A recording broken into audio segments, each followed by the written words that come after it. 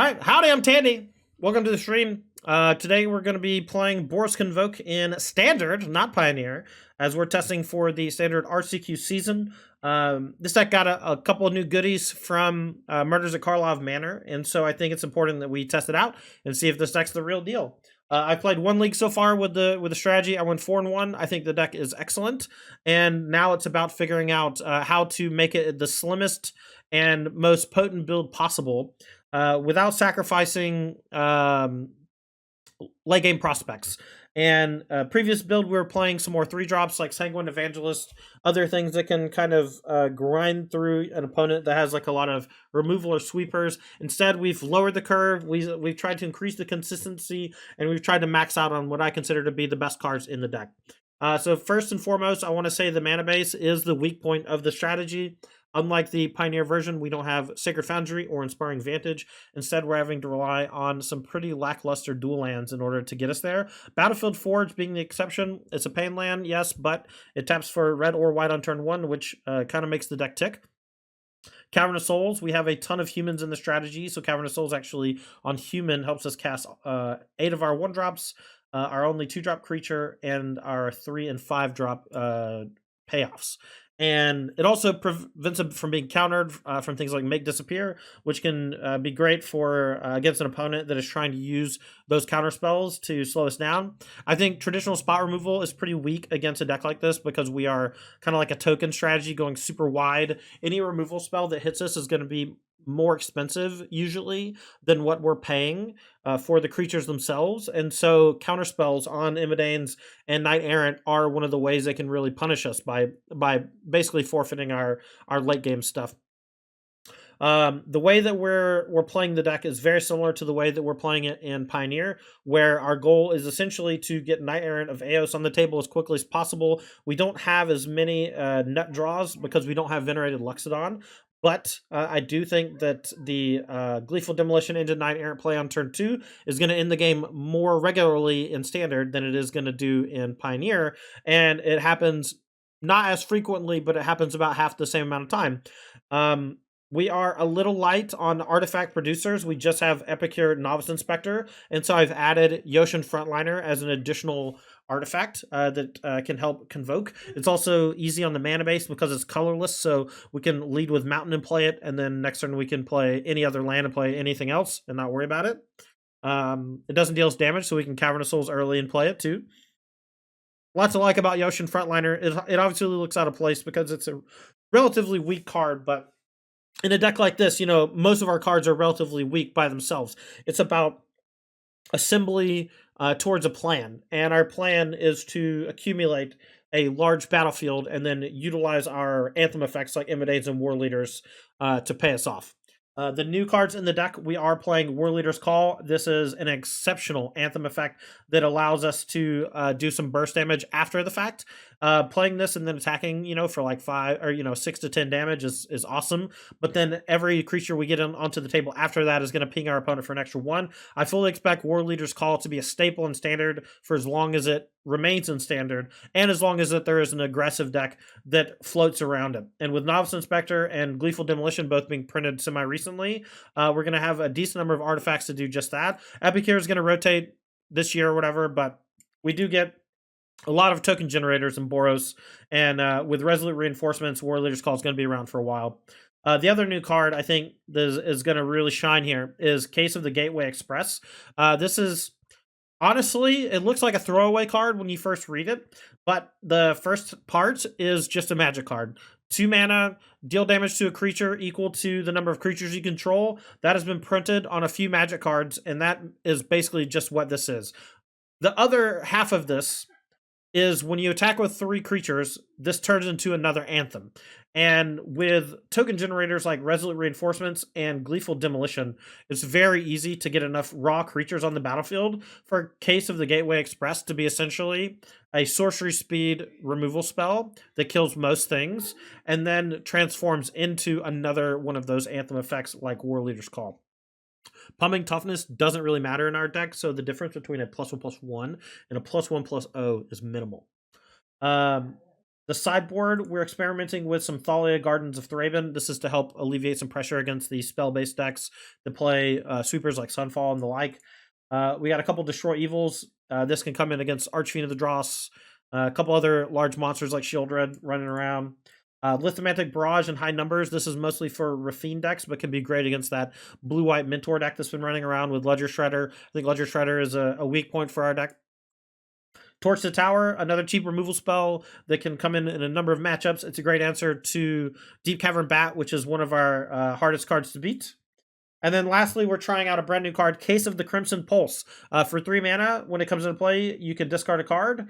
When it enters the battlefield, discard a card, then draw 2 cards. So if you're empty-handed, you just get to draw 2 cards. If you're not empty-handed, it's a forced pitch, draw 2. When you can solve it by having no cards in hand.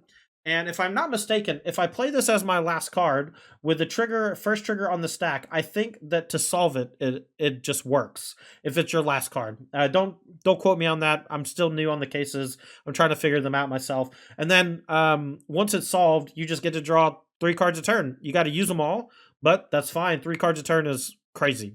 And when you have something like War Leader's Call on the table already, 3 cards a turn racks up to some serious damage because you're able to just deploy everything and not care if you get wrath because you're just constantly pinging them. Anyway, this is someone said to solve it, you have no cards in hand, and then it says if unsolved, solve at the beginning of your end step. So I have to have no cards in my hand at the end step. Yeah, we'll see. We'll figure it out. Anyway, this is Boros Convoke. Let's play a league. Got the old 1-drop, 2-drop into War Leader's Call. Hopefully we draw another land so we don't have to burn our own ganja. Bunnycorn's awkward because you don't really have room for it. I do think that the Resolute Reinforcements is necessary, and I think the case is excellent. So yeah, it's going to be a hard sell for me personally, but that doesn't mean anything really. You don't got to sell me on shit.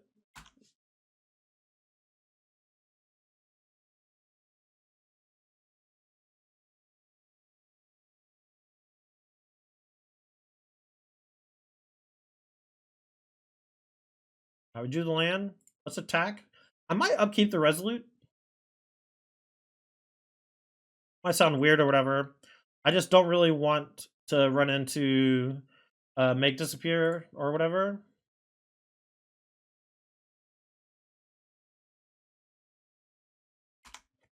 And if they're playing a control deck, I don't want them to have the counter unless you pay 3. I think the creature is more important to get on the table than the War Leader's Call, honestly. Seed Core? Okay, so they're just Infect. Alright, Jawbone. We're just gonna eat them up, I think. Wow. Jesus Christ. This deck is so broken, man. Solved!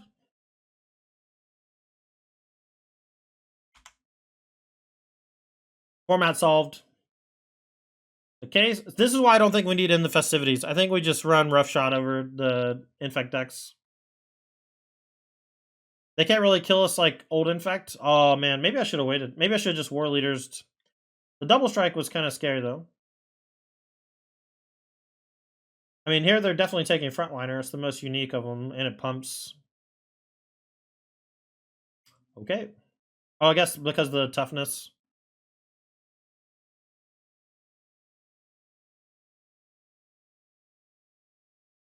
Alright, let's go War Leader so their Annex Entry doesn't hurt us at all.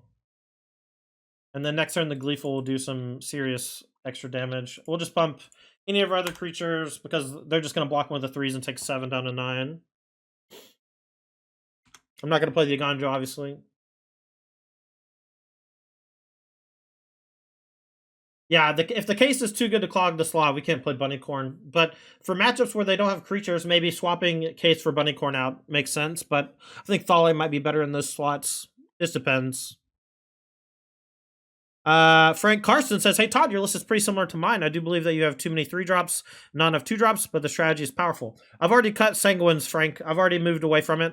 That was just the list I played in my last league. I was 3-1 playing my last round on the beginning of the stream. Updated list is here on the Stream Decker. Ooh, I do like the idea of Kellen. We do have some basics in the deck that I'm not sold on. I think Yoshin Frontliner is fine though. Being an extra artifact is nice. I like the idea of the Kellen though. I might try to get that into the deck anyway. All right. Is there any reason not to attack?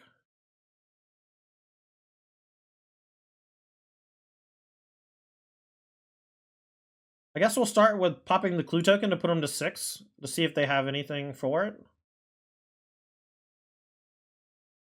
And then I'll attack with these. I'll probably wait for them to do anything before I use the Aganjo on the Annex entry.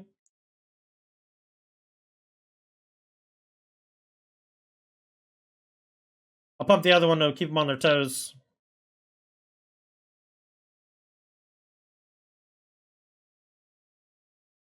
Yeah, if they go for any sort of protection effect, because they could go for Serum Snare. Okay, they should have done this in response to the Gleeful. Oh, I guess they couldn't because of reasons. All right, so let's go Aganjo this thing down. They could have a piece of protection, but it deals them a damage, and then they'll go to 1. All right, so Lithomantic maybe. They have mostly blue and white creatures. They're not Devoid, right? Devoid always messed with my head. Curvy update deck looks good. Yeah, I think so too. I think the 4th Gateway after playing one league with Gateway Express, it was like get them in the deck. Get them in the deck. The Sanguine was weak, and it was an easy cut. The Yoshin Frontliners are just a concession to get more artifacts for the Gleeful. But I think this deck is messed up, Frank. I don't know if this is a War Leaders Call matchup, so I think I'm going to cut them. And I think we're just going to do this.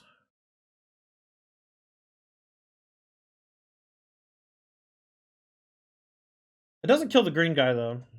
But it kills Annex Entry, which is going to be a 4 after board.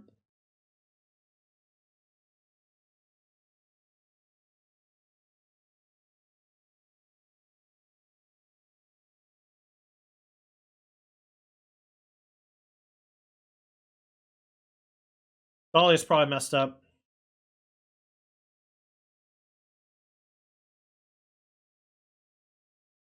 Maybe it's only good on the play. I think a War Leader's Call cut makes sense. It was good that game, but when we board in removal, it's important to cut non-creatures so that our Knight Errants are still great and all of our other stuff is great. Yoshin seems better than Warden. What do you mean? You want me to play more Yoshin over Warden? Warden's crazy. If you're talking about this matchup specifically, I don't know.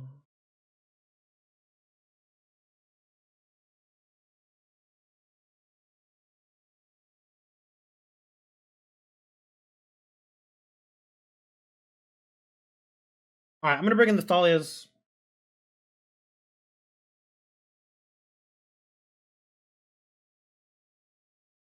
I do like the Kellen suggestion though. I'll keep that in mind. We're gonna keep this hand in hopes that we draw a land or two, because we have the Lithomantic for an early non-Glistener Elf thingy. Skrelv. All right, let's go for Novice. Probably should play Valdarin there, but I don't want them to be able to freely attack. I want them to be like a forced pump spell. Jawbone will probably barrage.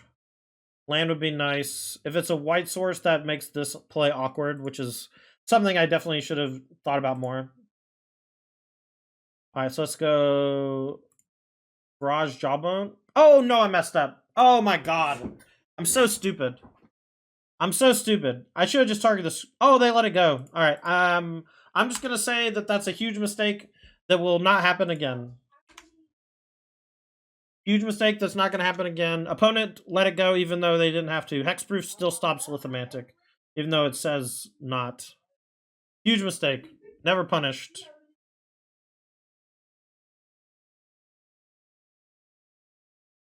We'll definitely trade with Skrulv if they ship it. Huge mistake.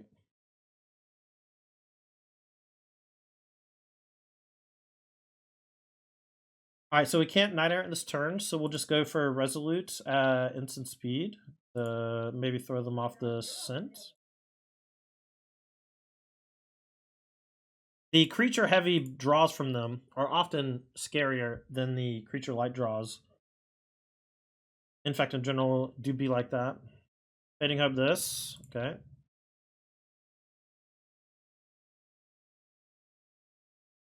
Alright, they only have one card in hand. I'm gonna Reinforcements and then just block a bunch, I guess.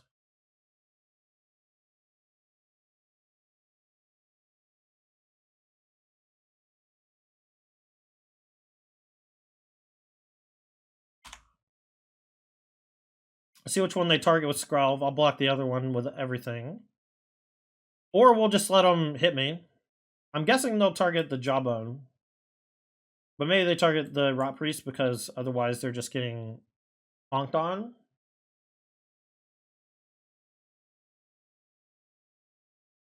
What's up, Chain Whirler? I also like Gateway. I think it's an excellent Magic card.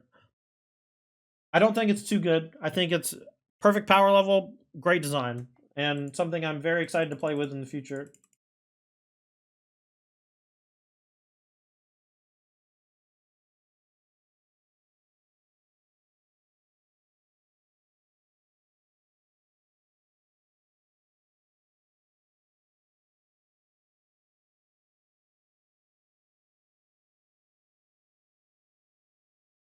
Alright, so they're targeting the Jawbone.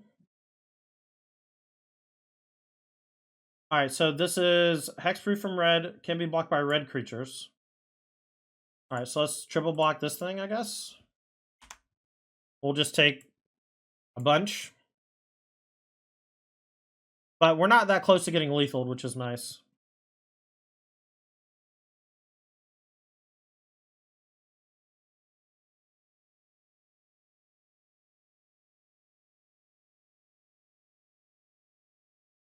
Ganjo lets us do it all. So let's go Epicure, Epicure, Novice, Knight Errant. And then we have a...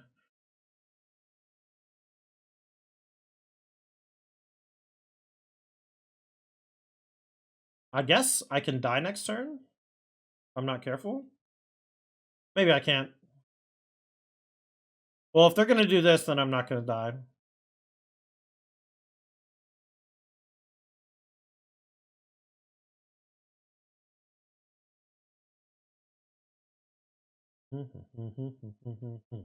I'm guessing they have another Fading Hope, and they're thinking about bouncing the Soldier.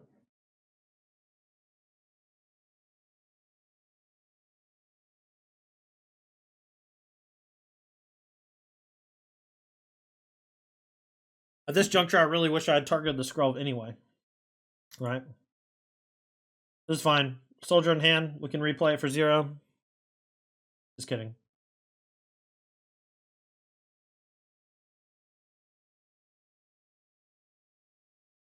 Top card they left on top. Alright, attack for 1 or hold back. I'm just going to hold back. 2 white creatures, 2 red creatures. That way we can maybe figure out a block for the Jawbone.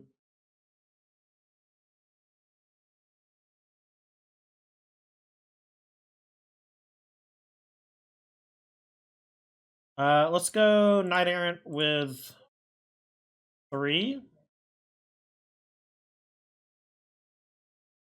We have more white drops than red, so we'll play the Knight Errant. I don't want to do it. I could go Myric's main phase, do it for 5. I don't think that's worth.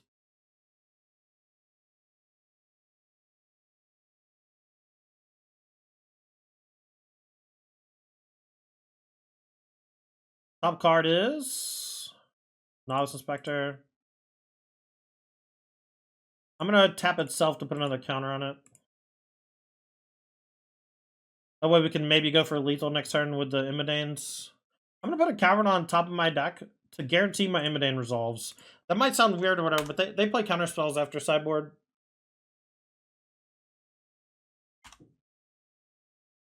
But they should just get run down by this Immodane next turn.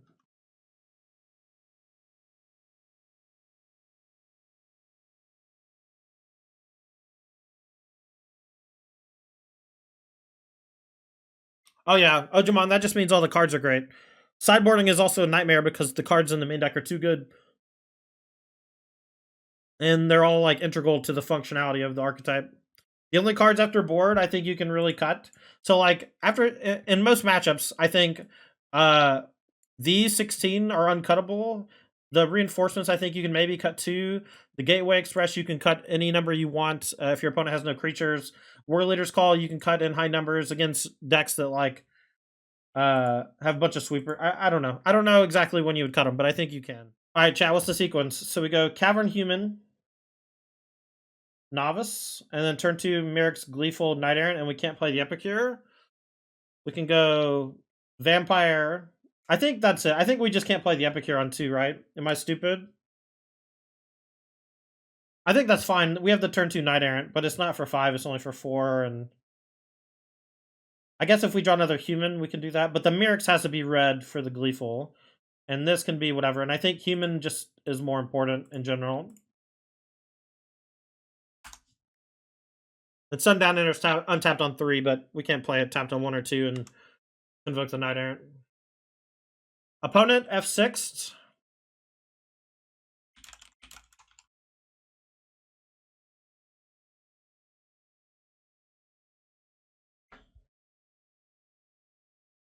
I'm just gonna have 6 my turn so they don't get fucked.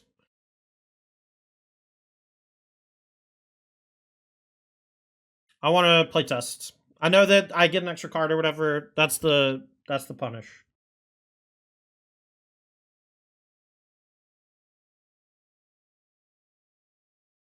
All right, we'll go Merrick's on red. We'll go white for the Warden.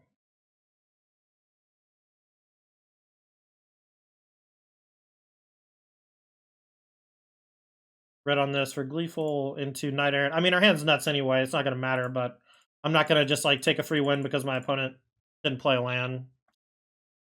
We do get the extra creature because of the Warden, which is nice. And we get to do it again next turn. GG. I mean, this look, that's why this deck is crazy.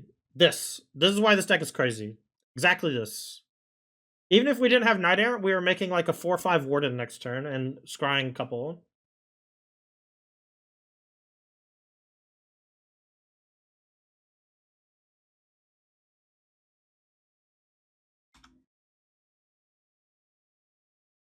How you doing, Frank? Hope you're doing well, buddy. I'm excited about Magic again. This new set's good, and it's really good for Pioneer. Standard's back. Lots of love. All right, so let's go. This does nothing, so we'll go white for this. Red for this.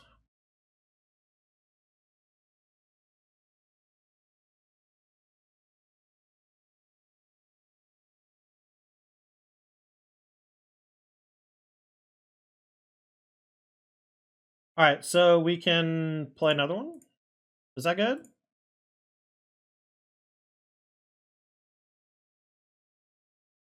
Chad, they might have to ban this card. I'm not joking.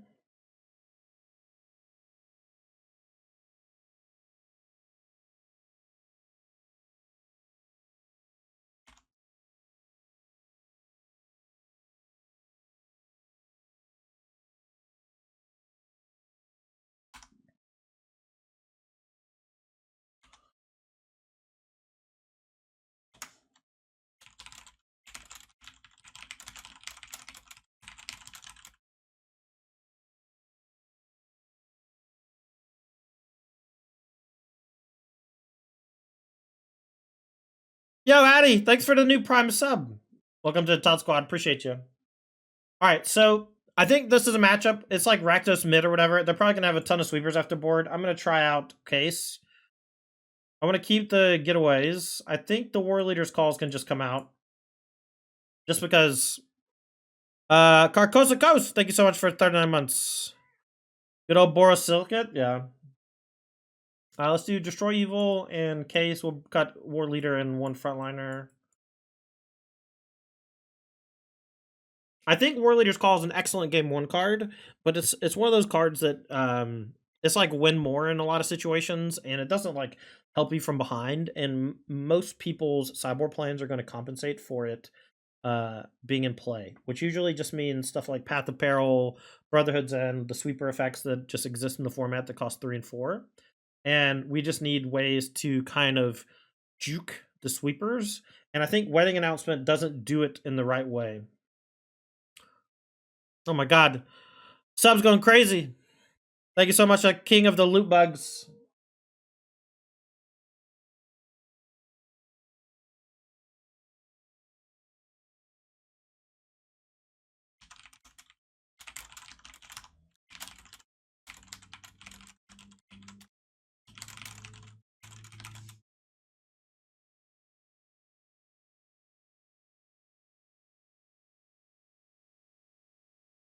We'll keep this hand.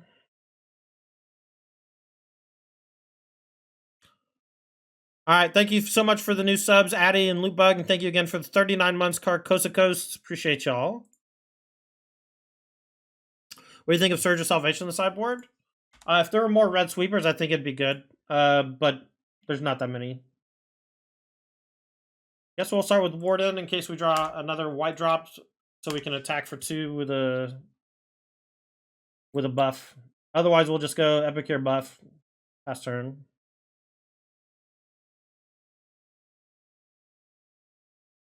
Harvester. We can grow the Warden, luckily.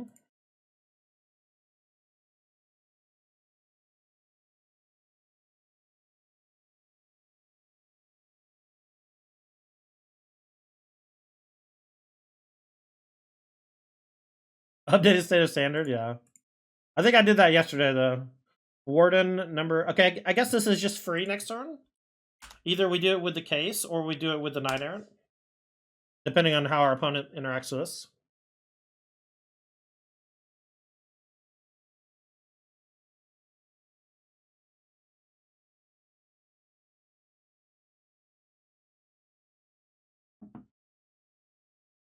All right, do all cases solve on the end step? If that's true, I mean, I guess that's true. They just all solve on the end step. That makes sense.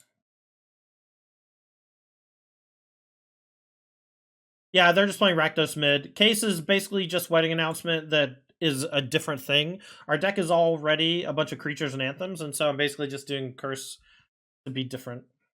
Not to be different, but just like because it is different.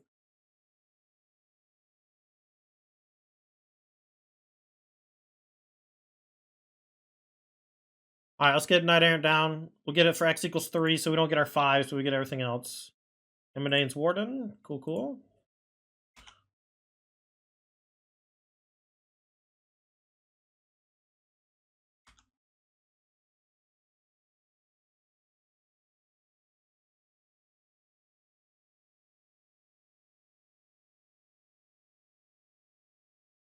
Oh, we're getting ended? That's fine. That's a bummer.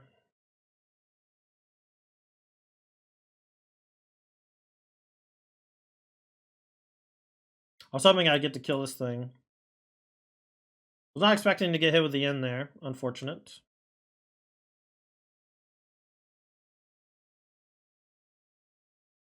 This card is seeming much worse than Wedding Announcement in this matchup.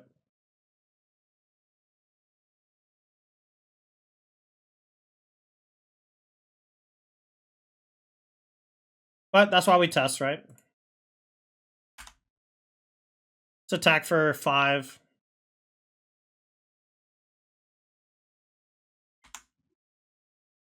They did miss a land drop, I guess. That's good. Down to 12. Oh,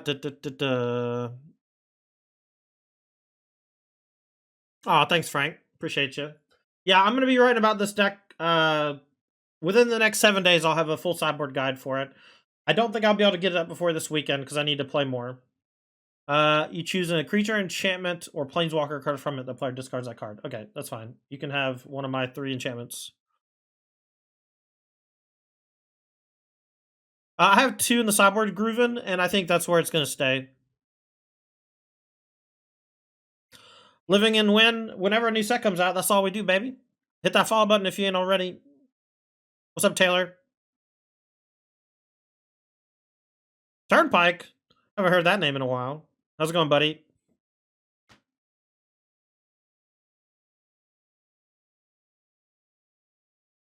Fun had to read Case of the Crimson Pulse, I guess. I don't blame him. I'm going to play one and discard the other. Try to get empty-handed this turn.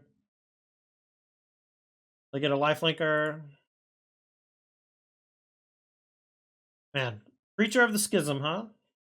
Everyone boos.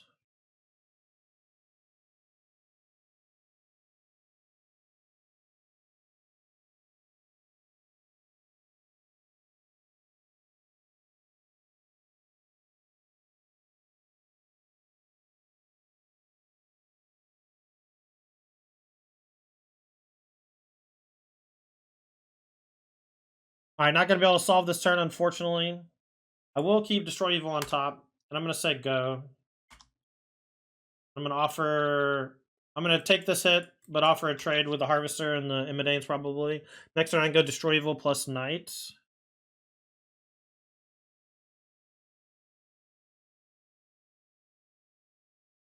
Warden down. Oh, they have 2 blood tokens. Rip. That's fine.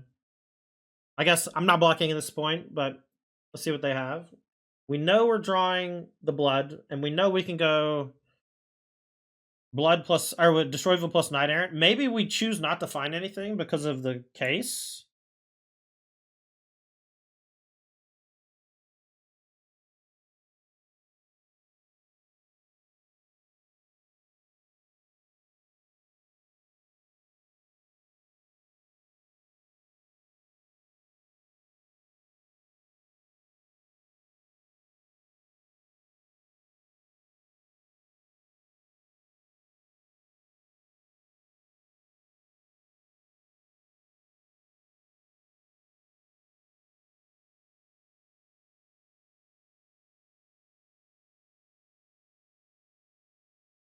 Is Krinko too cute for the 75? That's the one that pumps all the goblins. I think maybe Squee is better. I don't know, though. Geo. I thought people stopped playing this card. Into bats? Gross.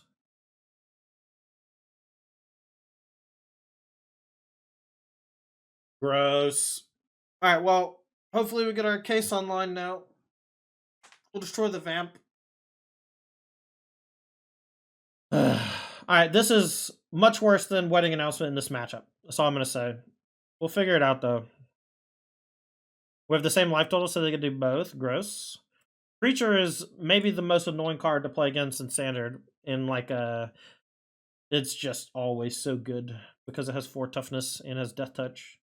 And it has insane abilities. We've lost this game. We lost this game to the Brotherhood's end. And we're trying to find a way to steal it back. I don't think we're going to be able to do that this game because we couldn't get the case off soon enough. But next game, we'll reevaluate. Because of the sweeper, I think it's still okay to leave the what comes on the board.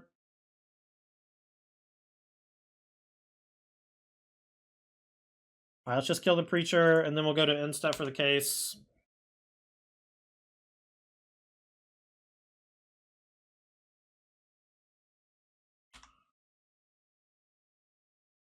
The next turn we draw 3. I'm doing all sorts of trading this turn if I can help it. That's how you play Experimental Frenzy back in the day. That's how we're going to play this. But I don't know. It's hard, man.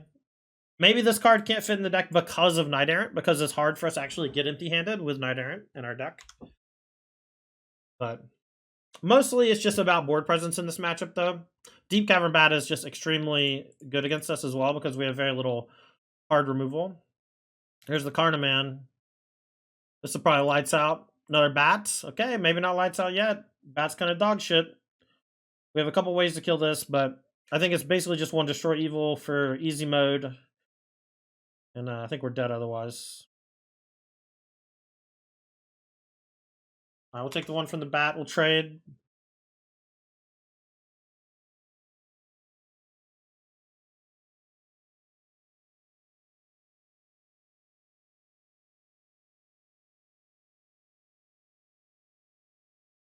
Alright, that was not good enough.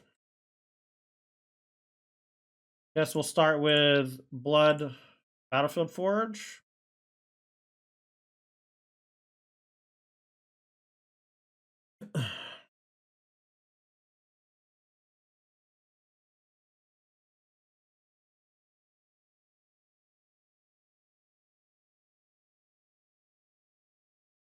Travels too much. Okay, next game. Do I want Torch just to kill the bat? The bat is so gross. I'm gonna cut these cases. Save them for the farewell matchups. I'm gonna go 3 Torch just to get bat out of the way.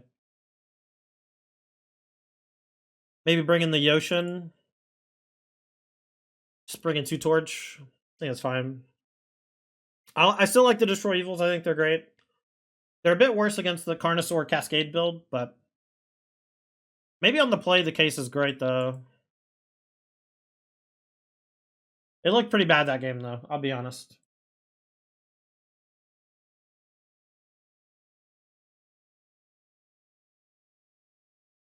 Everything gets better on the play.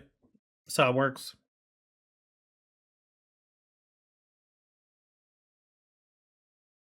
Alright, got a mulligan the no lander.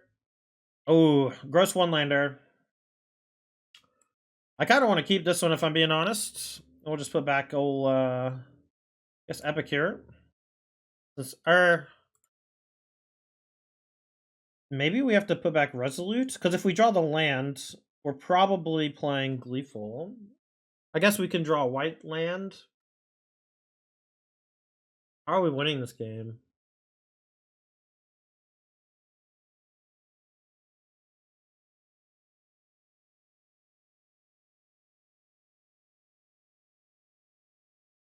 I don't think I put back the Recruiter. I think if I just naturally draw into the lands, I think Recruiter has to be there.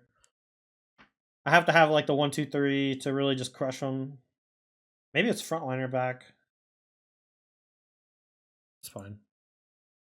It's like something I can play on 2 if I miss a land, but I think if I miss a land, I lose anyway. I think going to 5 is bad.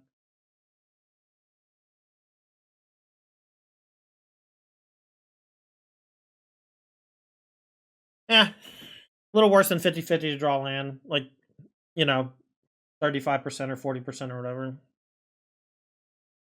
We'll see.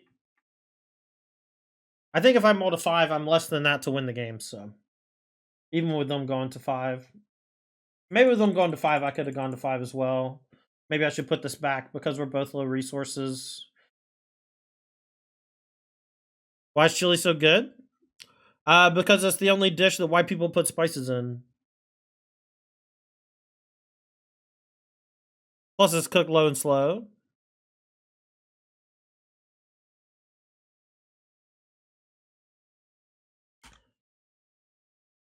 How are your keyboard? Oh no! Oh no! Did you spit all over your keyboard, dude?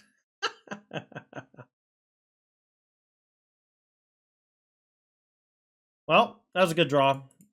Second best possible behind the land, I guess.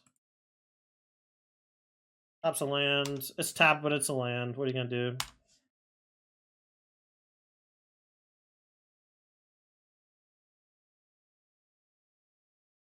It's covered in ginger ale. Yeah. Look. I'm a prophet. Extract the truth. Okay, take one of my creatures. They'll probably take Imidanes. But maybe they take Resolute. I think, Frank, what's your opinion of Thran Portal? I think I need to play 2. I think I need to trim the second copies of the Ganjo and the Sokanzan. And I think I want to play 2 Thran Portal. I also kind of want to just play an extra land. I've like never been flooded with a stack. Never. Just always have shit to do.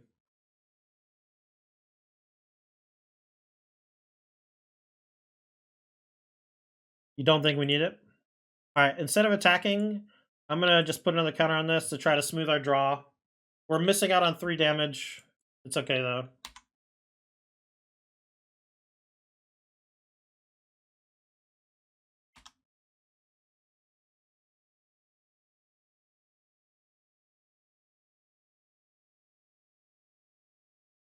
Alright, we're just going to start smashing with the Warden here.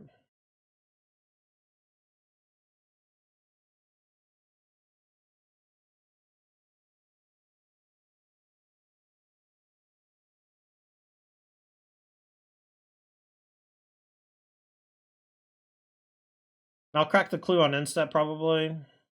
Want another red source so I can go demo plus that. Perfect.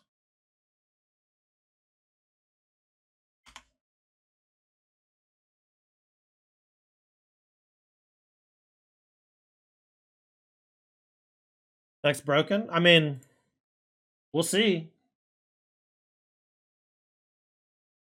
I think it's great. It's been a while since I had this much fun playing standard, and usually that means that the deck is good. Extract the truth. All right, so they're gonna take my Imodanes.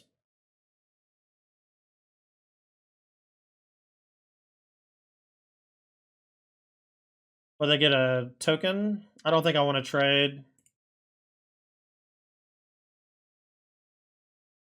I assumed that my Warden was gonna die.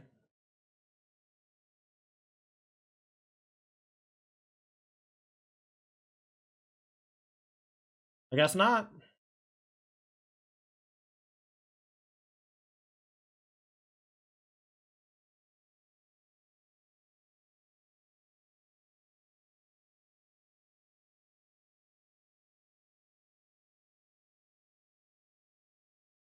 Destroy Evil's a great draw. Let's see. We'll keep this on top.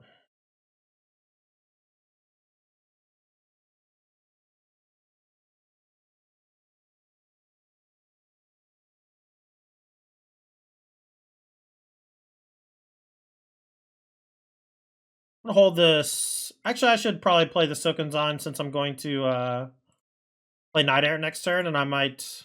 I guess there's no need, right? What is the reason to play Sokunzan? If I Night Errant next turn, I can still do it. I'm not gonna blood. Alright, should I go?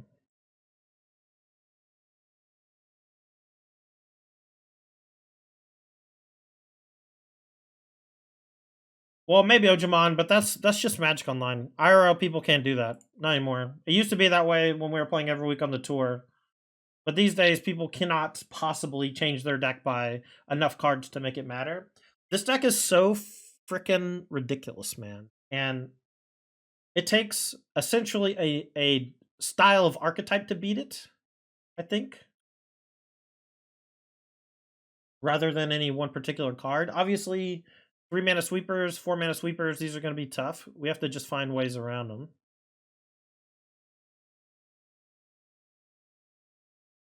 Alright. Can we kill them next turn? Let's see. If I kill Shieldred, I know we have Night Errant on top.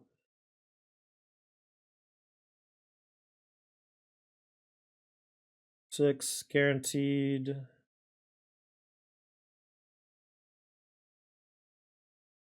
I'm just trying to figure out if killing Preacher matters versus killing the Shieldred because of the extra vampire blocker. Okay, so what happens if I kill this? They have 3 blockers. They block 3. They take 6, 7, 8. So they're at 1.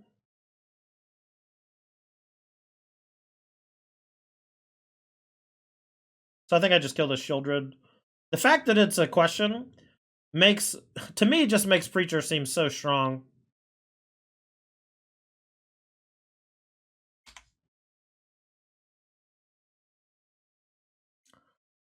Alright, I think I'm just gonna go. We don't have a legend for the Sokunzan, or else we would have lethal. So I'll just tap these 5. Play the Night Errant for free. Couple of reinforcements are fine.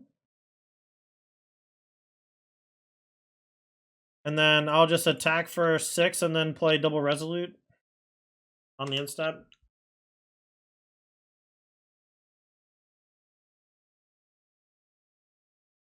Yeah, maybe. I like the cases a lot, Miguel. What are the difficult matchups for this deck? I haven't found one yet. I've only found difficult cards.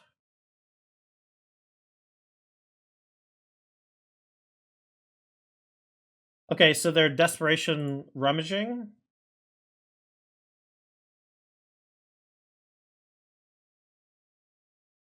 I guess I'll block the Restless with the Knight, but I can't really think of anything that punishes us too badly.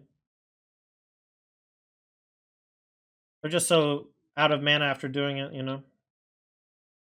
We'll keep this one because we have the triple 1-drop. Sodek's good player. Hopefully we draw a red source so we can just curve naturally, but I don't know. I guess so if you count this. This is Hogak.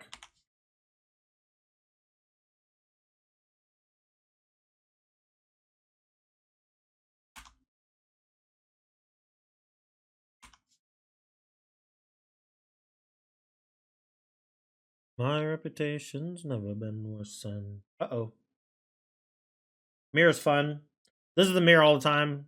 If he plays a Knight Errant, we can't win. Oh no, Knight Errant. We have a shot, chat. We really need to draw a red source next turn.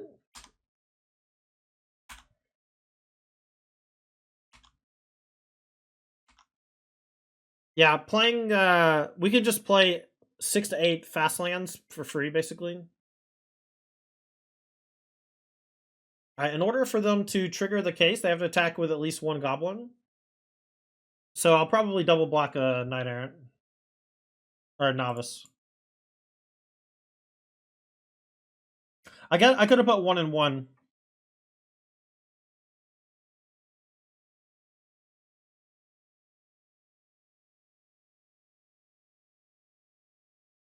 Alright, we're going to play this 4-4. I don't think we're going to die next turn. Obviously, we can take a lot of damage, but getting this 4-4 down is pretty nice.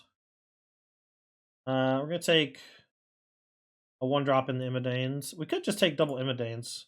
And then we can maybe just force them to never attack. Otherwise, they just die. Maybe that's too much, though. I probably should have trusted my gut.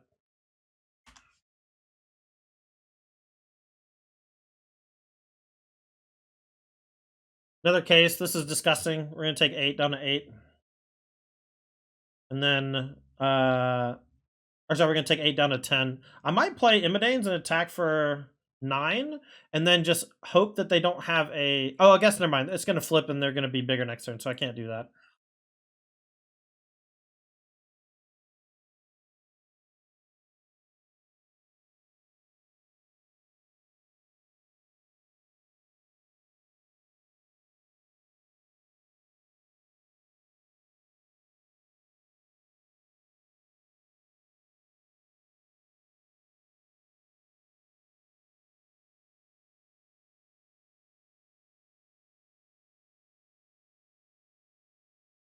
All right, we're going to stick to the plan that I originally had. At least these two are coming. I think I'm going to tackle one more. And I think I'm just going to gamble that they can't kill me. We're going to leave back one blocker, and then they can't attack with everything or else they die. Unless they have another case or another Anthem. All right, so they're going all in, so they're probably making blockers, but hopefully we're not dead. No! I didn't play her on Epicure. That's my own fault.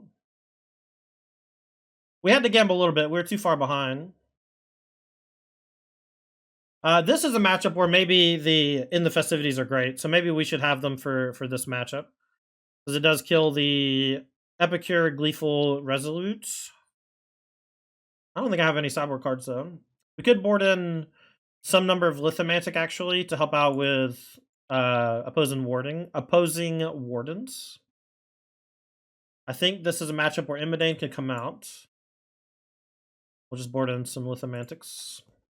I like the War Leader's Call. This is a matchup where the toughness buff actually does matter. Should have kept back a 1-2 over 1-1. Why is that? All their creatures have like 3 power. I just wanted to block with my worst creature. I mean, I could be missing something, I guess. We'll keep Descent.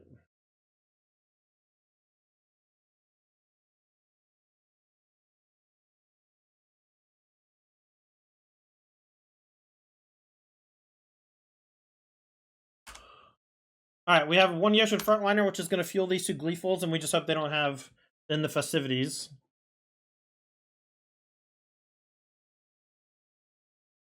Is Gingerbrew worth considering? Probably not. I like Yoshin Frontliner better. The haste is whatever, but the Yoshin being 2 things is nice.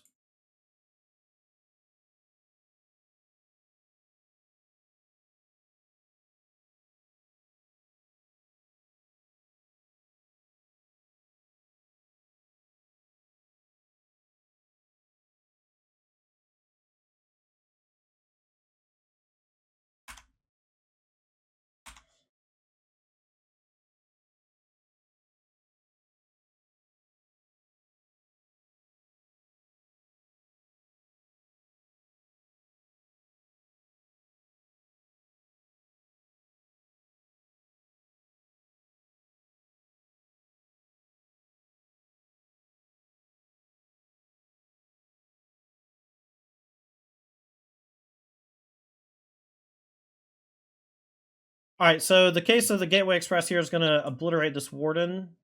We can go case plus reanimate, but I don't really want to do that. I'm hoping I draw a 1-drop to do something else with it. All right, so we don't have to Yoshin, so we won't. I'm going to use this for white so I don't take a damage. And then swing for 3. Transform this. Next turn, we can go reanimate Gleeful Case. I think. We might be short on colored mana. Yeah. Might be short on colored mana if we don't draw the land. Immodanes, okay.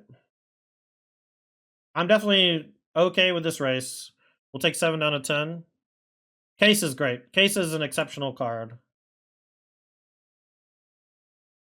Alright, so let's go human. We'll go case number 2. We'll blow up the Immodane.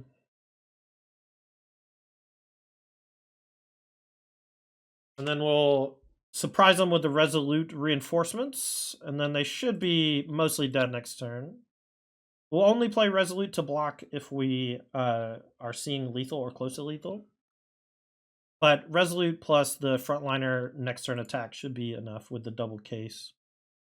Assuming that they tap down or whatever. Or it's just going to be a bunch of trades and they still take a ton, which is also fine. We have the Gleeful plus Yoshin to come in. I might not attack with the Yoshin if I'm afraid of them blocking it.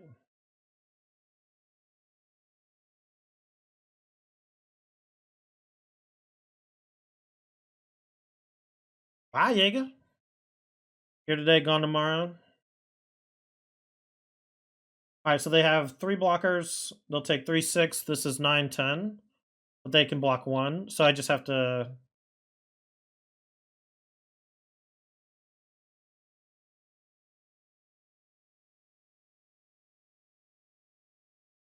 I'm hoping this doesn't come back to bite me. I doubt they'll block it because it's not going to stay in play. So we'll pump, I guess, this Resolute just because it's a permanent that stays in play. And then post-combat, we'll demo on the Yoshin once they don't block it. Because they're going to block to survive. They'll go chump here, trade, go to 1. Or they'll accidentally die.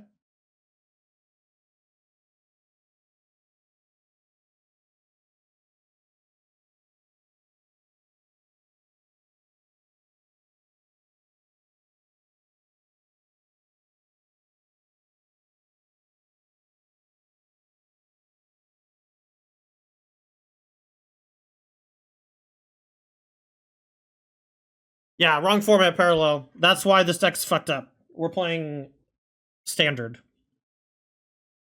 Yeah. I'm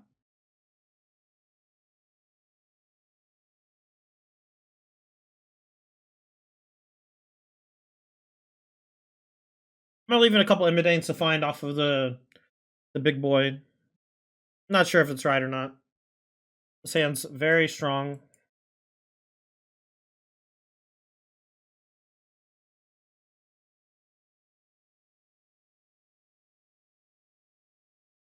The title says standard as the first word, bro.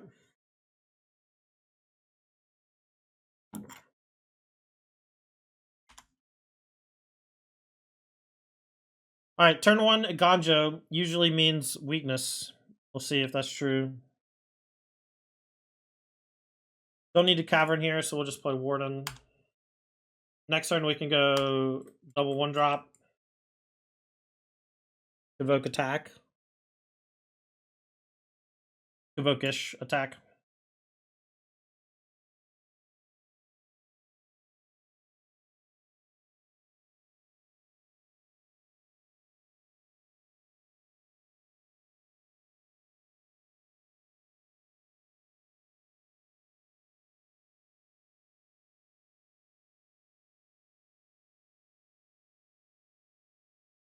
I'm gonna not attack. I'm gonna put this on top. I don't want them to play Immodanes and be able to swing with everything. So we're gonna force them to pump the Warden again and attack for 3, and I'll just take 3. This is a racing scenario where I can very easily lose if I'm not careful, and so I need to be patient.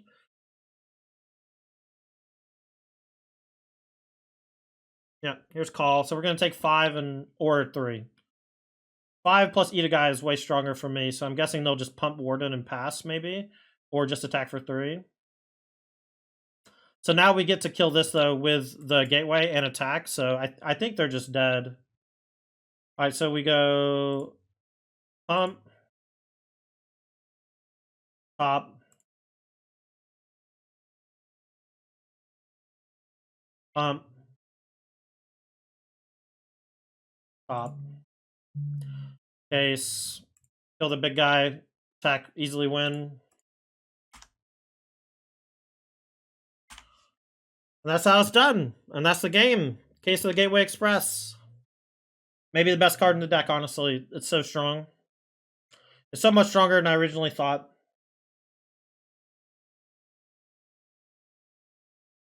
Alright, well, let's hope we draw another red source, but I'm going to keep this hand because we have the turn 1 Epicure and then some reinforcements. We don't have a payoff yet, but we're on the draw. We got some time. Yeah, I'm thinking about playing 1 or 2 high school. Thoughts on the red case so far? I haven't played against a Sunfall deck. It was weak against Rakdos mid because they were very creature dense. Ooh, this will be a good test. Be a good test for our Torch the Towers out of the board. I wasn't a big fan of Knockout Blow, so I'm curious if Torch the Tower is better. All right, let's go red. Epicure.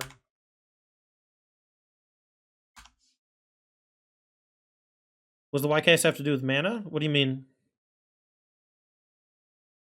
I don't know exactly what you're asking. I'm just saying the white case is a great card in the deck, but all the other cards around it make it good.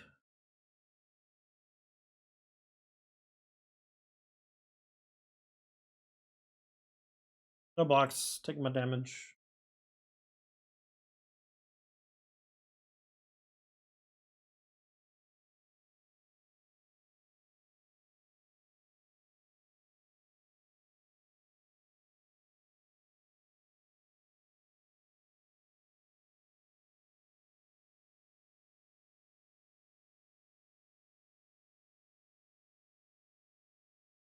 All right, I'm gonna say go. I might reinforcements and triple block this depending on what they do.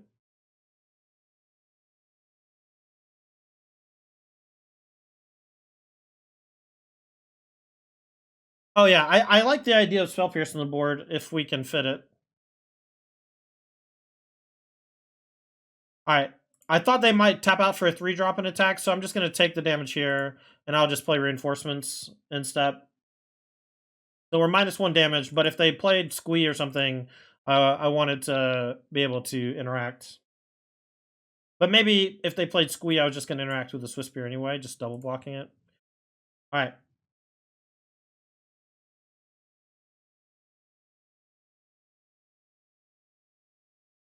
We'll try to main phase this. If they play Removal Spell, that's okay. We still get all of our stuff, except the Knight Errant and...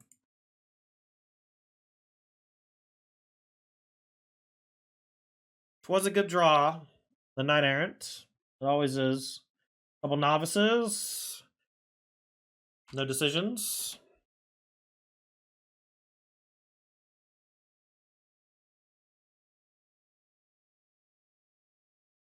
Oh, rock ski. Is it because you're not declaring it as an attacker? I think it's actually maybe coded correctly, but worded poorly. All right, so we're definitely gonna block the Swiss Spear if they let us. Here comes the Witch Stalker. All right, it did. We'll take 3. I mean, we're still at 12. This red deck's just like not as scary as they used to be. I mean, obviously they're good. The red deck is one of the better decks in Standard, I think.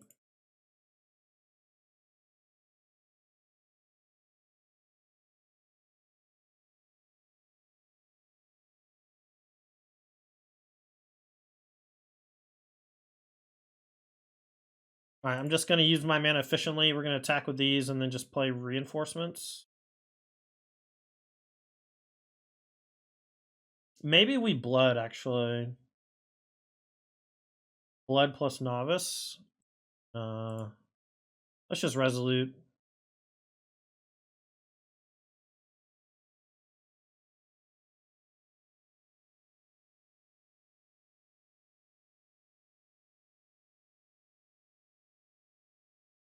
We draw the red source for the Imidanes, we just kill them. Or put them so low that it doesn't matter.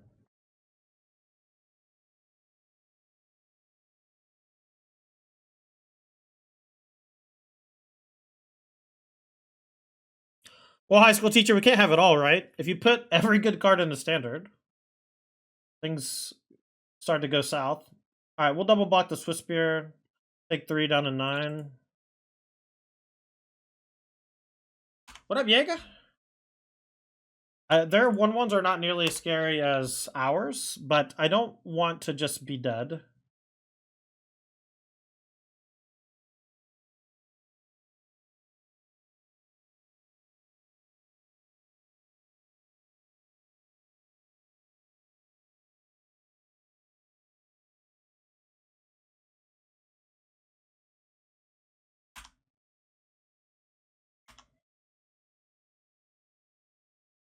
We're gonna lose probably to double lightning strike. If they have double lightning strike, there's a good chance we lose to it. All right. Inspector will block Spirit if they allow us to. Take 3 down to 6.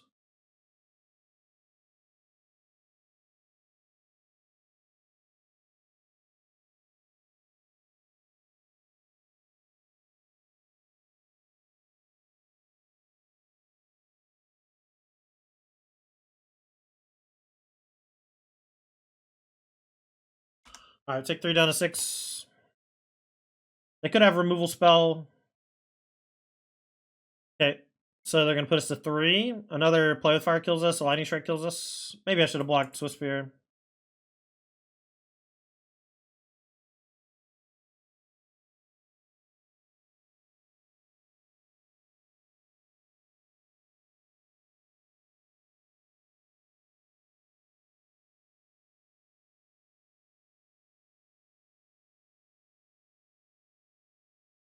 Yeah, I'm not a big fan of Thread Portal, but I mean, Mirix is like the opposite, and it's similarly gross sometimes.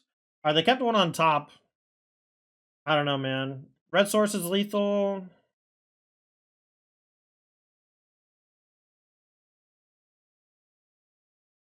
Alright, alright. Alright, alright.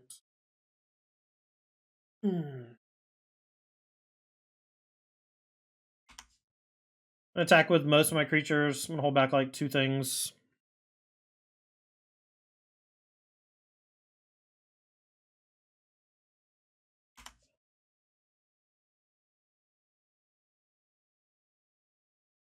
I should have held back 1 more in case they have Squee. But I'm sure it's just a burn spell they kept on top.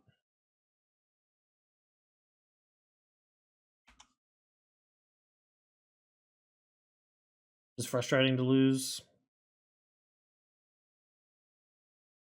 I could have blocked more conservatively earlier. Alright, this is definitely a matchup where war leaders can come out. It's just, we're just haymakering back and forth. I want the torches and the Thalias. And then we could probably trim some recruiters as well. We're like a little more interactive than them, but our deck is just really low to the ground. I like the cases, and I like the torches. Don't like War Leader, don't like Emanate that much. Definitely don't like War Leaders. Just on a lower curve.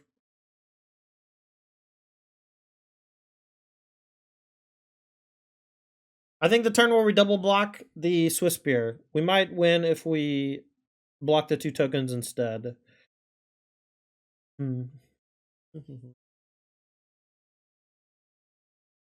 Yeah, I wish they just reprint Mana Confluence, Coffee. It's like a fucking $50 land or whatever. I think they did reprint it in something, but it wasn't standard. But I don't remember.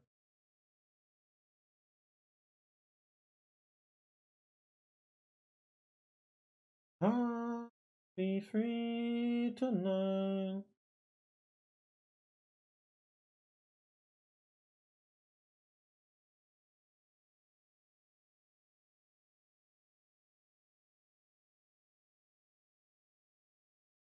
I think Mana Confluence and City of Brass are perfect. And I wish they would just be more willing to put them into the format, because there's like a huge punish against aggro decks for playing them. All right, sounds pretty great.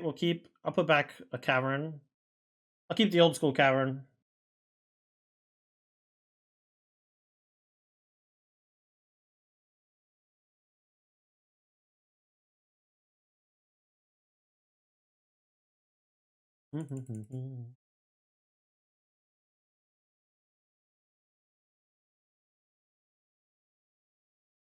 Never thought they were too good for standard. Neither did I.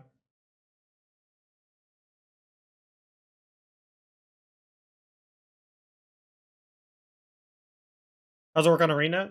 So the way the card works, it says if you attacked with 3 or more creatures, but what it secretly says is when you have declared an attack with 3 or more creatures, an Animpackle and other creatures that generate an attacking creature don't check against it, and so it doesn't see a third creature being declared as an attacker. It's like a weird thing. Yeah, I know, but someone ran into the problem. That's why we were talking about it. They thought it was a bug, but I don't think it is. Unless I'm misunderstanding what they were saying. Which maybe I am. This is a good hand for Yoshin Frontliner to showcase.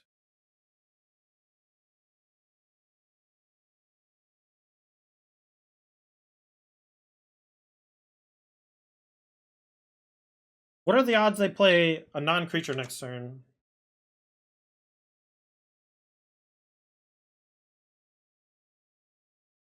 I think it's very high they play a creature.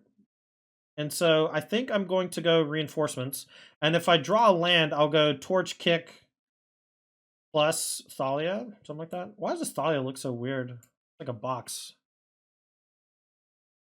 Alright, best case scenario is Phoenix Chick. Because it's 2 toughness and we don't gotta sack the clue. Alright, let's race.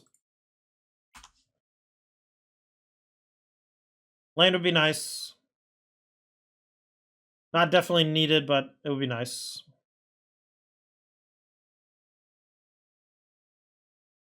Best lands. No bargain, but I do want to hit it now before it gets the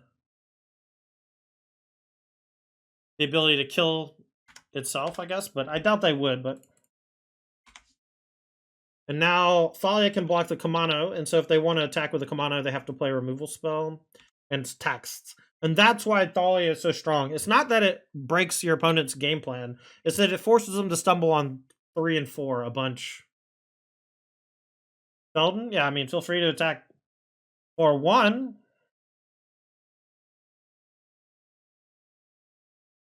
It's pretty good. Can't block, huh? Can't block, huh? That's race.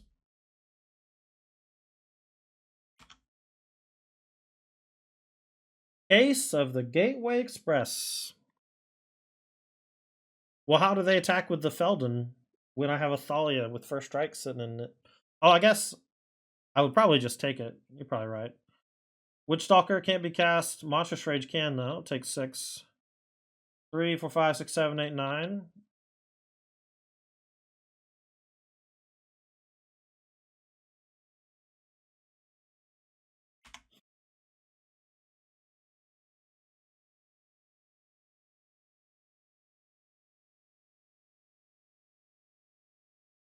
Don't assume that it's a he or high school. If by default, just try to use they if possible. Thank you. All right. Game number 3 coming up. Oh, that's true. Surfalo. That's fair. Good call.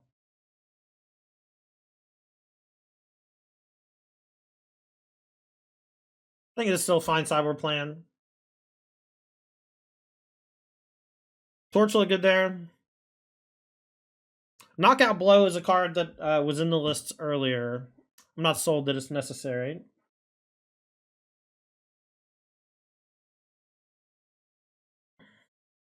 Yeah, Thales, go ahead, man. Are you back playing again? I haven't seen you around.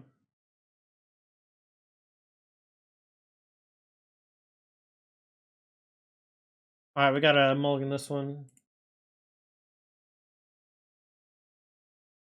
I think.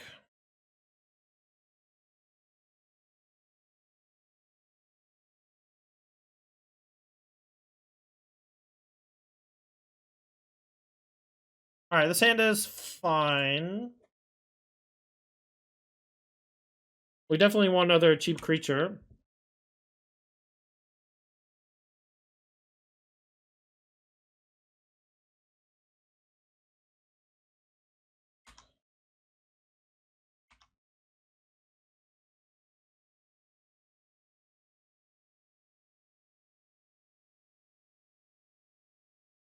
Alright, we got a Thales deck. I built something very similar to this, actually. I don't have Eidolon or Skullcrack main, though. But maybe that's better. I was playing the Goblin that morphs up this Bedlam Reveler. I think that card's cool. Play Fire on the Warden. Okay. But no buff on the Kamano. That's nice. Alright, I'm just going to say go. I'm not going to play the case with no targets. I'll probably play Imidanes next turn if I don't draw anything, just as a blocker. Yeah, that one. That one's cool. Alright, so Godric just kills us. We don't really have a good counter for this. Our Mulligan did not look that great. But this is why I don't like Imidane in the deck after board. Maybe I gotta find a way to play enough things to stop it all. Alright, we're gonna say go so we can potentially trade with Kamano. And then hopefully we draw a way to generate an artifact so we get to go artifact demo case. Damn, this sucks. This is gonna get grown again because of the squee.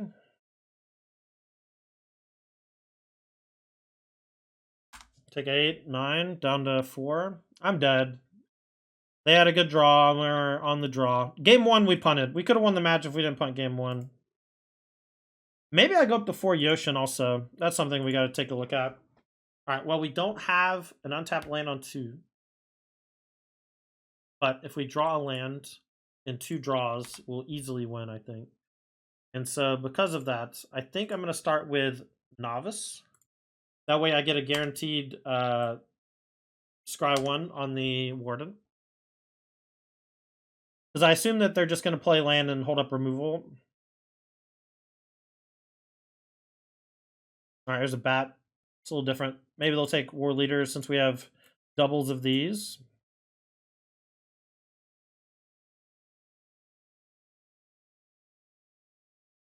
I'm mana value, heart you too, Mr. Fishy.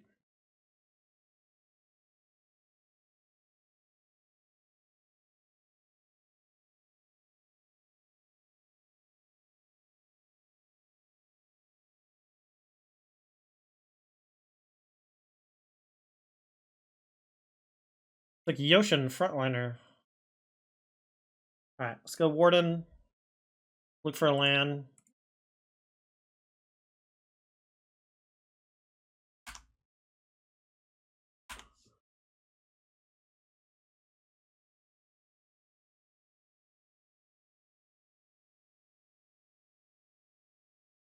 Warden down. Take the 1.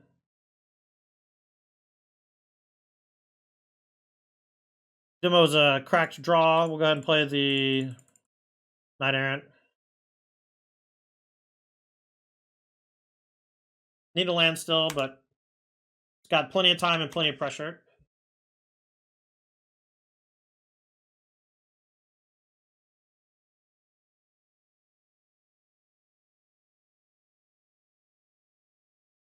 I like the idea of Scoundrel. Scoundrel's a cool idea. It's like a little too aggressively slanted. But, oh man, we might just lose to this Archfiend straight up. It's so big.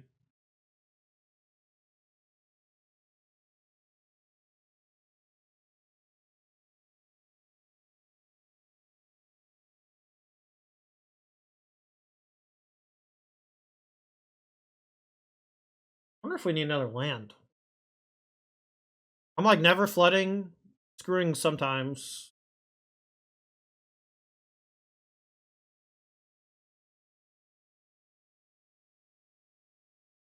Yeah.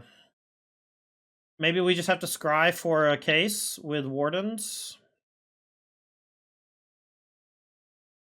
Guess we can start with a warden. We're not attacking, so let's just go 1, 2, 3. The land is no longer viable.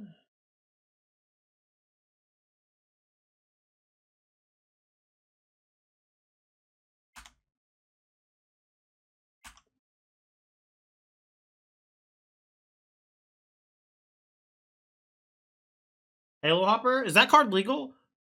If Halo Hopper is legal, then I think that might be a good one. I didn't even know that card was legal.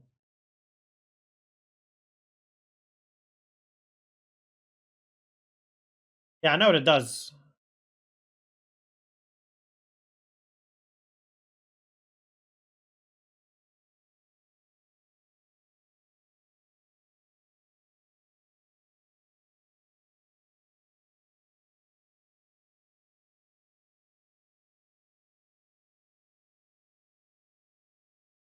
Weird that they would be. Okay, that's fine.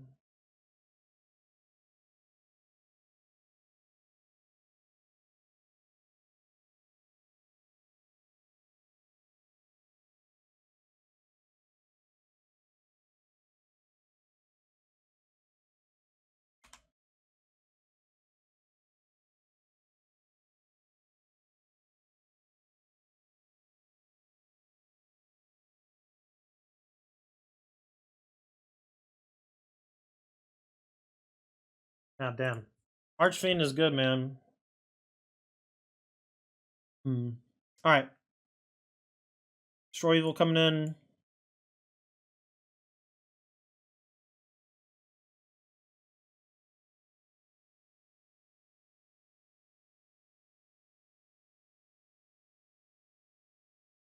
Kind of like a couple torches for the bats.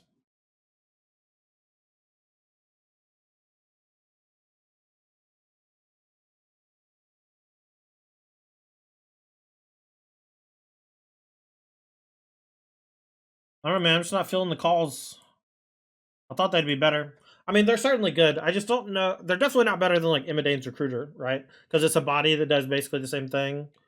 So maybe it's like Formidane 2 War Leader. I think Case of the Gateway Express is better than War Leader's Call, which is ridiculous, but I think that's where we're at. That's where I'm at.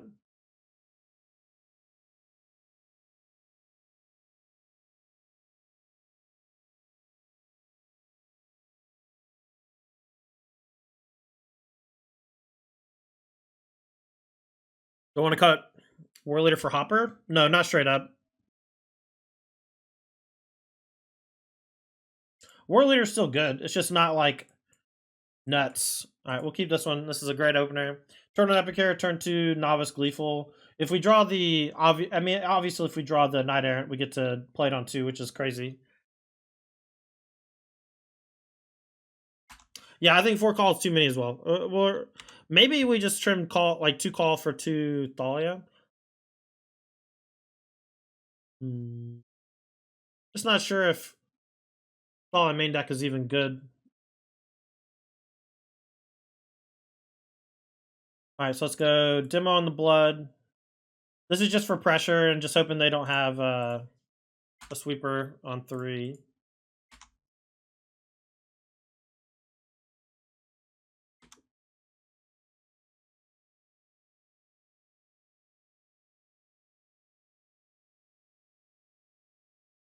I think it's just a good card, Coffee, but I just don't know if we need 4. Because we already have a bunch of cards that do something similar. Alright, we'll just attack. And depending on what they play, we'll either Resolute or draw a card with a clue. Maybe I should have main phase draw a card with clue after they don't kill anything.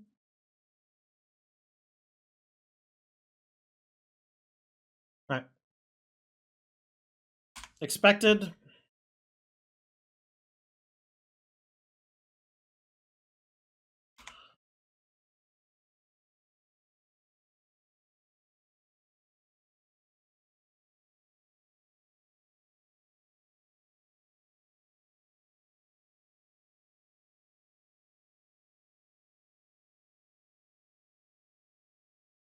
Don't use our mana efficiently, play the reinforcements.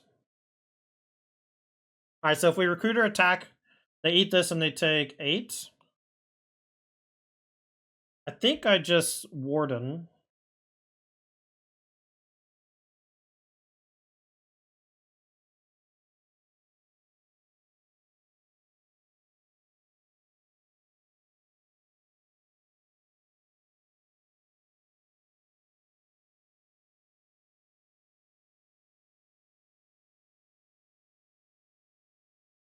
So if I don't have a destroyable target, I'll just pop the clue. Yeah, In the Festivities is a better mirror card. Fuck!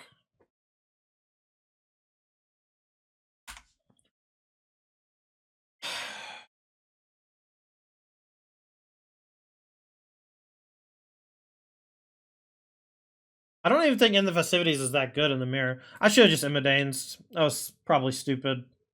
I just left so much damage on the table.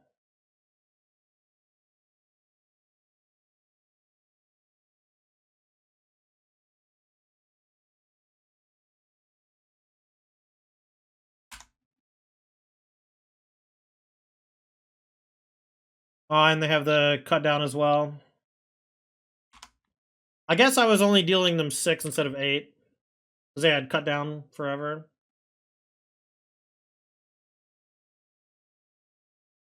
Batutina is also just a great player, so you know he's come prepared for this matchup.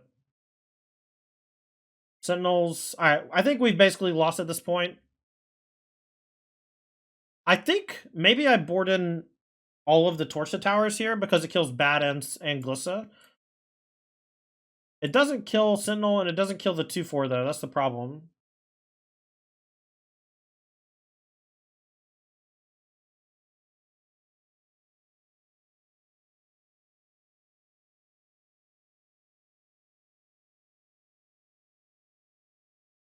I'm gonna take a couple Epicures just to deal them some damages.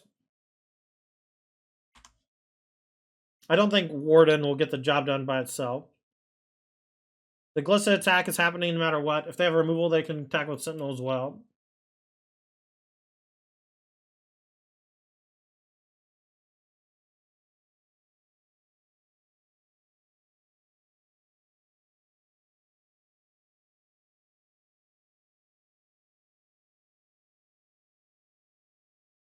Ooh, no attack with the Glissa. They skilled.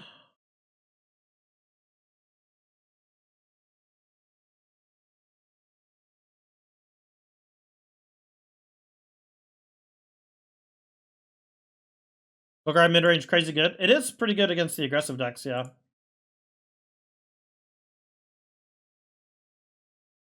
God, I swear to God, man, I'm so just always excited about talking about Invincible, the show. This is a song from the new season that's just like playing it while he's flying around. It's so good.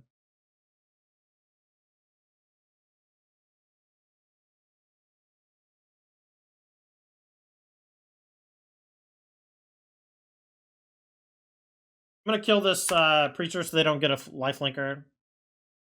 If they attack with Cottage and these two, we have to block one or else we die. I think. 4, 7, 10. I guess they'd be one short. New season's so good. I mean, it's only halfway done. Cal and I have watched it multiple times. It's like my favorite piece of media on TV. I was a big fan of the Spider-Verse, the new Spider-Verse as well.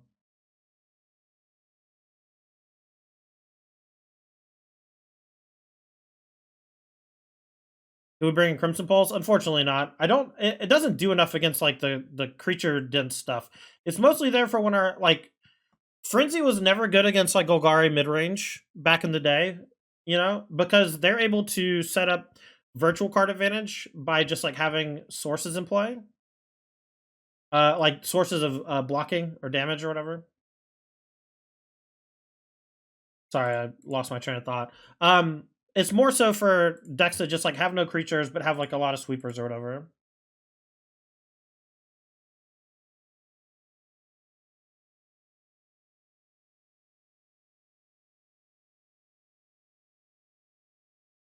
Well, we might have found a way out, chat.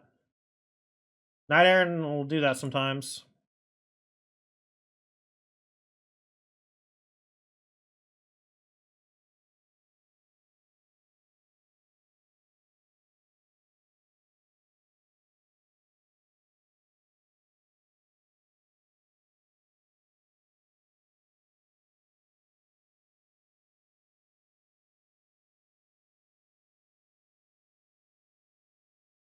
All right, I guess we'll just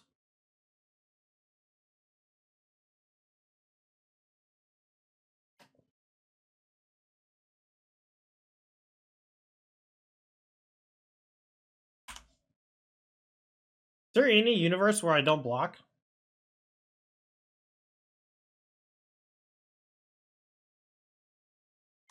I'm just gonna take it. I changed my mind. We'll go to 1. I can't map it. Instant speed. This only deals damage to self.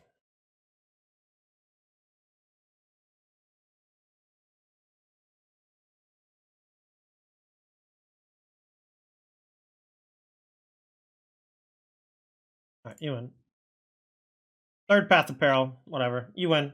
Alright, so this build of Boros Convoke in Standard is one that I still think is great. We went 3 and 2, but I think that what we're seeing is a pretty stout reaction to the deck's existence with an increase in 3-cost sweepers. I think that that's going to be the case for like next week's RCQ scene, but this week's RCQ scene will be pretty taken aback by how powerful this deck is.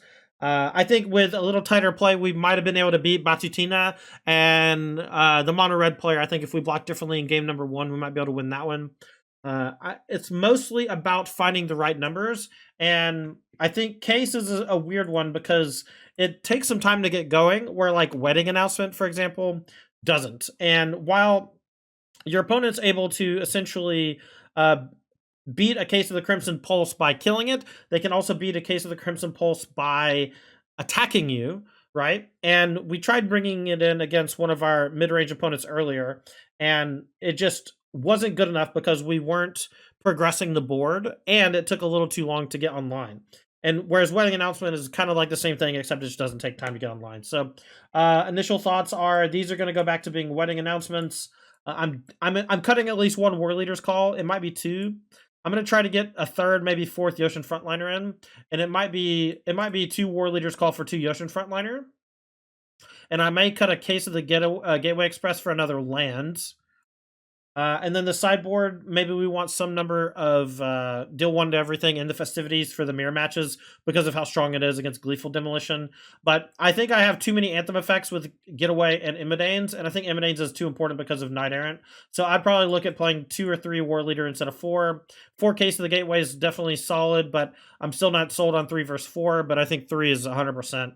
Yoshin Frontliner has been solid, but we just need another artifact generator. Whether it's Yoshin Frontliner or Charming Scoundrel or some of the other cards we talked about remains to be seen, and we're just going to have to work on it. I don't mind the idea of Scoundrel because we have so many 1-drops. I imagine that on turn 2 we get to go Scoundrel 1-drop quite a bit, and the 1/1 body seems like pretty good. So yeah, that's the one I'm going to be working on for the next one. But this has been Boros Convoke. I'm Tandy. Make sure to check out our sponsors, Brainstorm Brewery, Slice of Life podcast, featuring hosts with excellent personalities, Caslin, Corbin Hostler, DJ, and Jason all talking about Magic and things that are happening in the community. I'm sure this week will be fun talking about whether or not you can touch your opponent's cards or not. Also, make sure to check out Moxfield. You can use our Decklist link to check out their deck building service, and you can share your decks with your friends, save them for later. You can also check out our deck list page and the link in the chat. Make sure to check out Apex Gaming. Apex Gaming's a game store out of Caldwell, Ohio. They specialize in running tournaments. We're going to be having a team event early March. Check out apexgaming.gg for more info.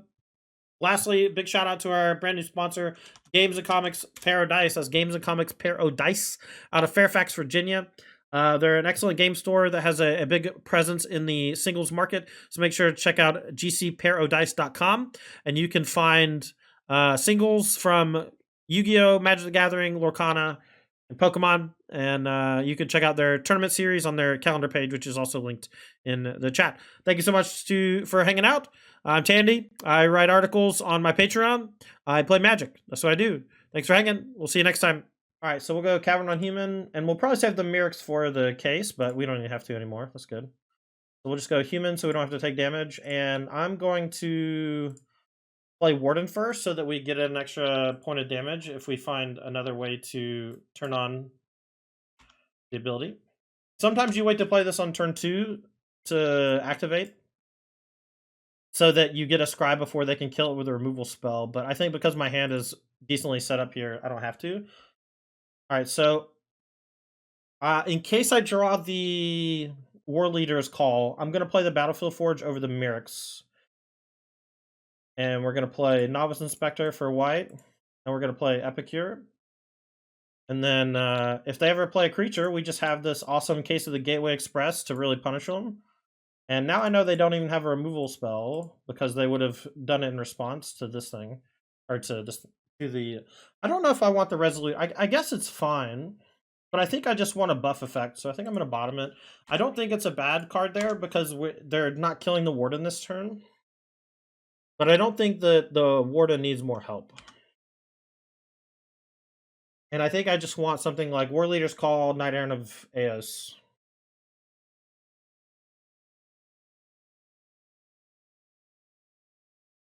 Priests of the Schism. Alright, I'm going to play Cavern on Vampire. That way I don't have to... I guess I should have done this last turn. But I drew the other Battlefield Forge. So I know that I'm playing this. And I don't want to take a damage. And now we can buff the Warden twice and attack for 4 Vigis. Wheeler's Call on top's perfect.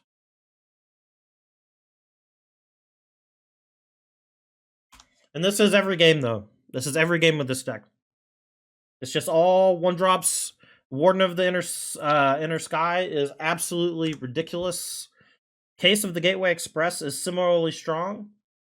If they play Shoulder next turn, I just blow it out of the water, attack, flip, right? Just not even close. They're attacking. What does that mean? It has Death Touch. That's what it means. We'll just take the 2. I just don't really care that much about a 1/1 lifelink or 2 damage to myself. Here comes Sheoldred. Oh, Archfiend. That's scarier, actually. So maybe now...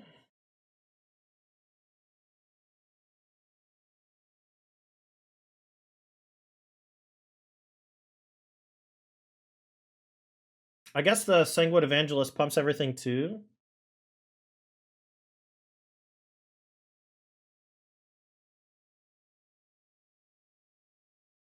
We can just pump the Warden up to a 6, attack, play the Gateway to kill the Preacher. I think that might actually be the best situation here.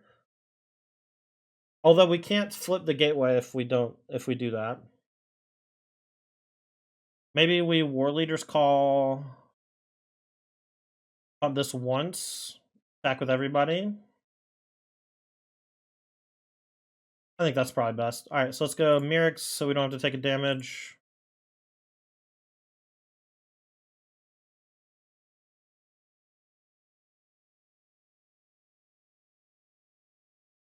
I'm gonna probably... I think I'm gonna tap the Bats. Because I assume that they're going to do like a Eat and a Chump, and I don't want them to eat the Bats. Top card's Knight Errant. I've seen worse. Alright, so if we attack like this... Oh, I guess we didn't even... tapping this was probably wrong then. I forgot that it was going to be enough to do this. So they're going to take 10 down to 13, up to... Or to 3, up to 4 with this. We lose this, take 2. Alright, and then hopefully we're able to kill them next turn by removing a blocker. They're also at 4 with War Leader's Call in play, so we might be able to kill them next turn with just... I don't know. See if we get Edicted. I'm going to block this, I guess, right? Is there something I'm missing? I guess we just are winning no matter what. Is there like a -1/-1 or something? Nope.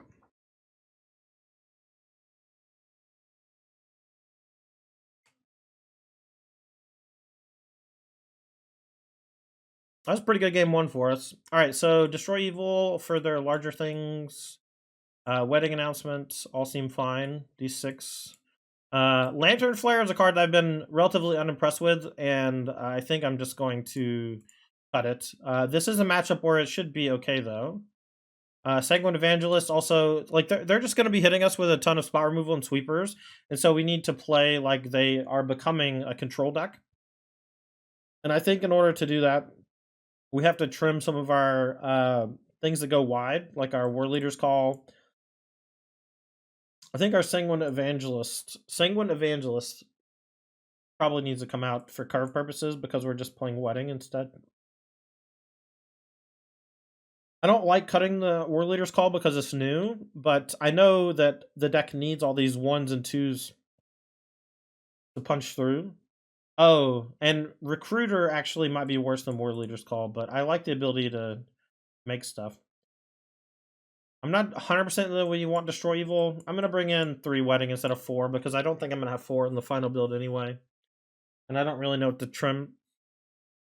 Yeah, Invasion of Gobakon is something I've been thinking about as well. This deck actually can utilize the flip pretty well. And the reason why I didn't like it in Pioneer is because we're always convoking. And in this deck, we're not always convoking. If that makes sense. All right, so human. And I also want to say Cavernous Souls is doing a ton of work in this strategy.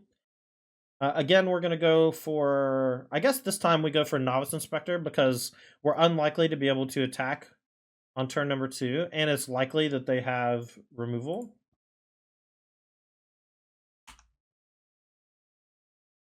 I'm also hesitant to add too many non-creatures in the sideboard. You know, just for reasons. Alright, I'm going to just attack for 1 and then play Resolute Reinforcements to use my mana. I'm also confident-ish that they just have removal and they're just waiting to burn it on something important like Warden. And this kind of puts them in a bind. It also lets me play my 5-drop if I find it.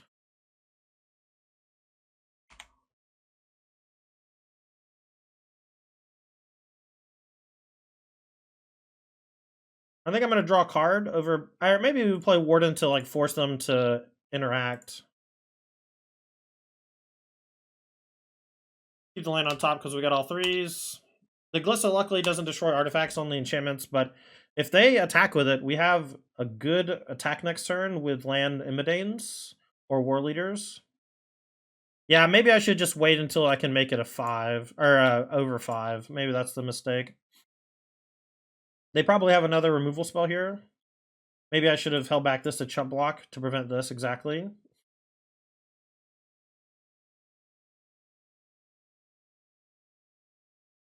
Alright, I'm going to go for the Novice Inspector into Resolute, into Recruiter.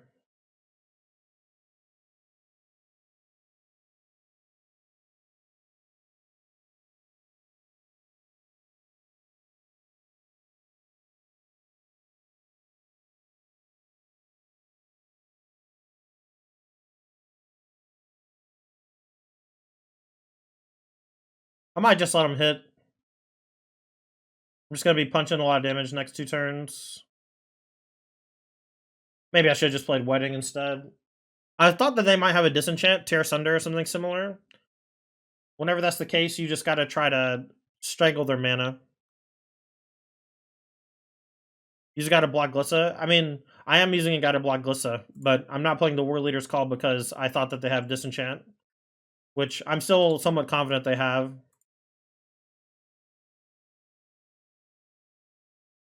Now they have Cottage too, so we just have to be cognizant of that. Alright, let's go play Wedding. I'm assuming it's going to die. I don't think it's worth it to try to deal 3 damage because they can just activate Cottage and block 2 of them. They don't have the Disenchant for the Wedding. That's great news for me. They probably have a Sweeper though, so I have to expect a Sweeper here. I'm definitely going to block if they attack with Glissa to protect the Wedding.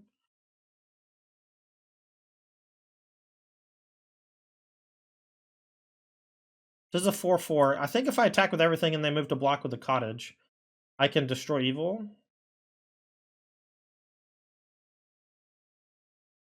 What if I don't do anything? What if I just pop 2 clue tokens?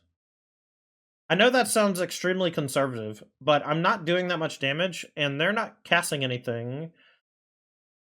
If I attack with everything and they go to block with the Cottage, I can kill it. But I don't want to, and I don't even know if it'll do anything. So I think I'm just going to wait for the Wedding. And I think I'm just going to pop a couple clues. Okay. Well, all right. Well, we lose one.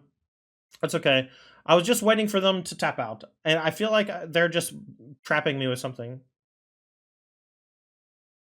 Yeah, if we play War Leader's Call, that's probably better, but it uses our mana a little less efficiently. I don't know what I'm playing around. I just have this feeling that if I attack, that I'm going to lose. And usually my gut's right on that type of thing. I say, let us keep the Destroy Evil, so let's draw 2 cards, or at least one. Maybe we'll find a Flash Creature. Nope. Another Sulking Zon. We got to be careful because we have one in play already. Alright, so let's go Imidane.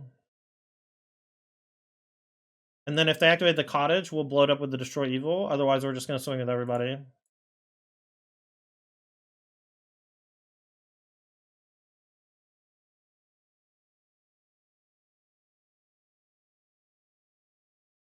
The thing is, I don't think any of the lines I take are losing lines. It's more about what is the way that I can lose the easiest. And if it's attack into the Glissa without doing anything close to lethal, then I have to try to dodge that as best I can.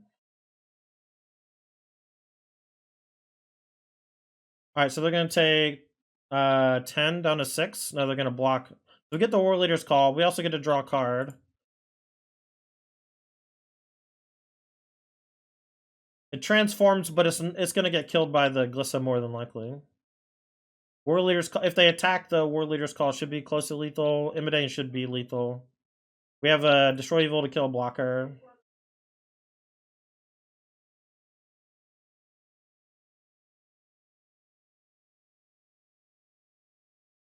Yeah, I just assumed that these Bitter Triumphs and stuff would be something different. So he knows he actually knows I have the Destroy Evil. Takanuma? Okay, that's a pretty good draw.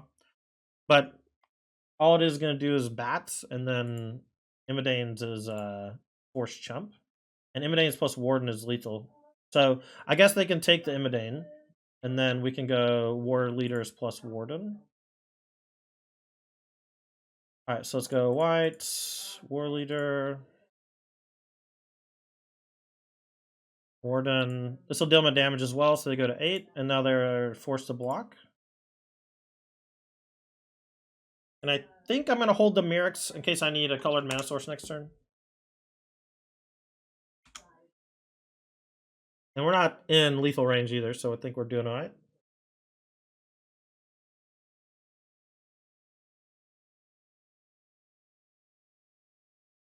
Archfiend, but they know that I have the Destroy Evil.